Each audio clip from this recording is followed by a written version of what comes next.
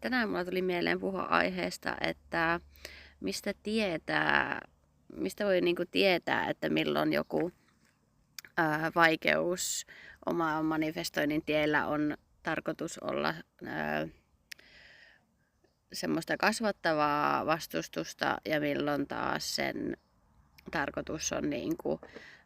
ilmoittaa siitä, että ehkä se suunta ei olekaan se,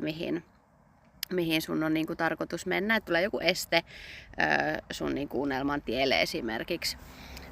Niin siinä on niinku tosi tärkeää kuunnella sitä omaa intuitioa ja olla, niinku, että mitä spesifimpi sä pystyt olla niinku siitä sun lopputuloksesta, niin se auttaa tiedostamaan, että milloin on ikään kuin tarkoitus sulkea se ovi ja milloin siitä on taas tarkoitus niinku, mennä läpi ja ottaa se semmosena kasvun paikkana.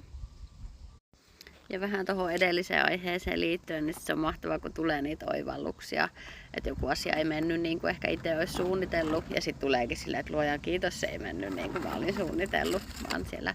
luottamus siihen, että sen tilalle on tulossa aina jotain parempaa.